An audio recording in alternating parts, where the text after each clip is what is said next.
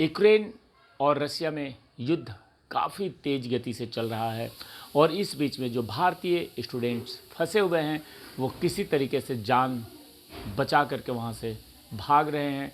कुछ छात्रों ने आपबीती सुनाई जो कि वास्तव में काफ़ी ज़्यादा दुखदाई था।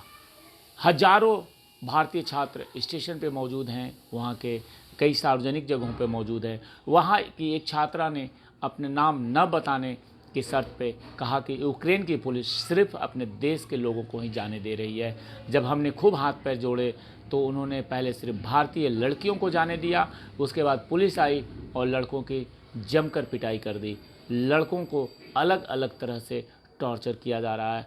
हमारे एक साथी की अस्थमा की दिक्कत की, उसको टॉर्चर करने के लिए उस हद तक ले गए जब तक उसकी सांस न उखड़ने लगी। इसके बाद अलग अलग गेम खिलाने के नाम पर टॉर्चर किया गया। एक और छात्रा ने बताया कि यूक्रेन पुलिस सिर्फ यूक्रेन के नागरिकों को ही सुरक्षित रूप से जाने दे रही है, भारतीय छात्रों को बिना किसी कारण का सज़ा दी जा रही है। एक और छात्र दिव्यांश बताते हैं कि हम लोग इस बदसलूकी के बाद पीछे हट गए। हमने अपने साथियों को इकट्ठा किया, तभी हमसे 2 बिल्डिंग दूर ही एयर स्ट्राइक हो गई थी, इसलिए हम शेल्टर में चले गए।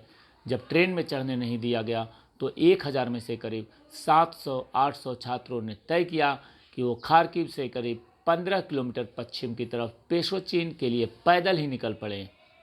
हमने सोचा कि एग्जिट रूट का इंतज़ार करने से अच्छा है कि हम पैदल ही खार्किव से बाहर चले जाएं। एक डर ये भी था कि हम क्रॉस फायर में कहीं फंस ना जाएं। छात्र बताते हैं कि हमें जिस रास्ते से जाना था उसमें हमें यूक्रेन के मुख्य मिलिट्री एरिया को पार करना था। हमें डर था कि कहीं रशियन हम पर हमला न कर दे। जब हम रास्ते में चल रहे थे तो हमसे करीब 100 मीटर दूर पर एक बम गिरा। मेरे एक दोस्त को चोट लगते लगते बची। फिर हम वहाँ से दौड़ते भागते 3 घंटे चले और पेशोचिन पहुँचे। यहाँ पर हम 2 मार्च की रात को पहुँच गए हैं और भारतीय एम्बेसी ने यहाँ हमारे रुकने के लिए एक यूक्रेनियन स्कूल में व्यवस्था की थी। दिव्यांश और उसके साथी युद्ध के 7वें दिन खार्किव छोड़कर निकले।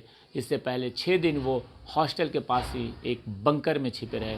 लगातार बमबारी के बीच उन्हें कुछ मिनट के लिए ही बाहर निकलने के मौका मिला और इसी वक्त उसे वॉशरूम जाना होता है, खुद के लिए कुछ खाने पीने का इंतज़ाम करना होता है और फिर बंकर में आकर के छुप जाना होता है। बंकर में भी हालत बद से बदतर हो रहे हैं, मेंटल स्ट्रेस बढ़ रहा है।